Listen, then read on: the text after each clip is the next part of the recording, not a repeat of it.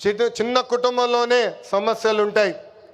3 పార్టీలు కలిసినప్పుడు చిన్న సమస్యలు రావటం సహజమే. ఈగోలు పక్కన పెట్టండి, అందరం కలిసి పనిచేద్దాం. విడాకులు, మిస్ఫైర్లు, క్రాస్ ఫైర్లు ఎట్టి పరిస్థితుల్లో జరిగేదానికి లేదని ఈ సభాముఖ కార్యకర్తలందరికీ నేను తెలుపుతున్నా.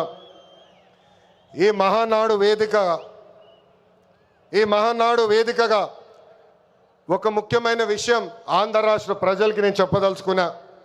ప్రభుత్వ కొనసాగింపు చాలా అవసరం.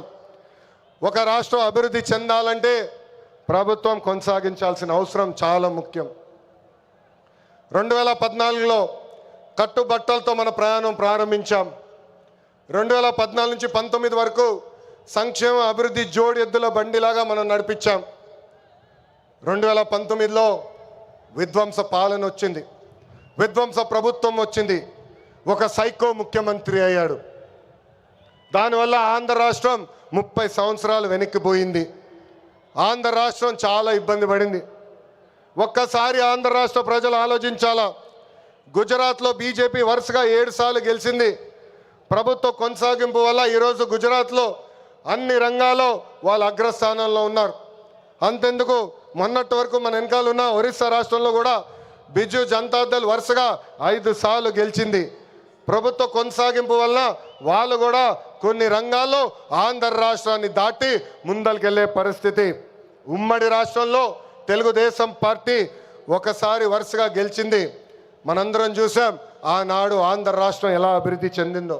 అందుకే ప్రభుత్వ కొనసాగింపు చాలా ముఖ్యం.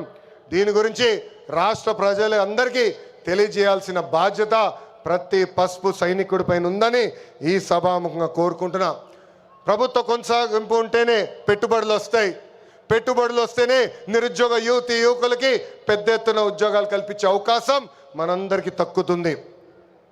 నేను ఈరోజు దేవుని గడప సాక్షిగా రాయలసీమ ప్రజల్ని కొన్ని ప్రశ్నలు అడగాలనుకుంటున్నా. రెడీనా? తల్లిని చెల్లిని మెడబట్టుకుని బయటికి గెంటేసింది ఎవరు? సొంత బాబాయిని లేపేసింది ఎవరు? జే బ్రాండ్లు అమ్మి పేదల రక్తం దాగింది ఎవరు? బల్ల కింద ఉన్న ఎర్ర బటన్ నొక్కి ప్రజల్ని బాధింది ఎవరు? అందరూ ఎర్ర బుక్ అని ఏడుస్తున్నారు. ఎందుకయ్యా అంత ఏడుపు? నేను ఆనాడు చెప్పింది ఏంటి? ఎవరైతే చట్టాన్ని ఉల్లంఘించి ప్రజల్ని, కార్యకర్తలు ఇబ్బంది పెట్టారో చట్టపరంగా వాళ్ళపైన యాక్షన్ తీసుకుంటానని నేను చెప్పా. ఈరోజు ఎర్ర బుక్ కాదు కదా, ఎర్ర రంగు చూస్తేనే వణికిపోయే పరిస్థితి వస్తుంది. ఎర్ర బుక్ అంటే ఒకడికి గుండుపోటు వచ్చింది.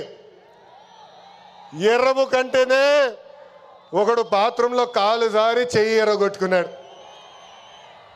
ఇంకొకడు ఏమయ్యాడో మీ అందరికి తెలుసు. అర్థమైందా రాజా?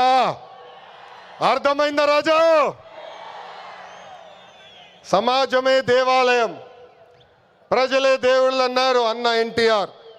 అందుకే మనం 6 శాసనాలు ప్రకటించాం. తెలుగు జాతి విశ్వఖ్యాతి, స్త్రీ శక్తి, యువగలం, పేదల సేవల్లో సోషల్ రీఇంజనీరింగ్, అన్నదాతకు అండగా, కార్యకర్తలే అధినేత. పాలిట్ బ్యూరో సభ్యుల దగ్గర నుంచి, వేదికమైన పెద్దల దగ్గర నుంచి, ఇక్కడున్న కార్యకర్తల వరకు ఈ 6 శాసనాలు మన శ్వాసగా బతకాలని ఈ సభాముఖంగా మిమ్మల్ని అందరినీ కోరుకుంటూ, మనకి ప్రజలు ముఖ్యం, వాళ్ళ ఆనందం, వాళ్ళ సంతోషం ముఖ్యం. అహర్నిశలు కష్టపడాలా, వాళ్ళకి అందుబాటులో ఉండాలా.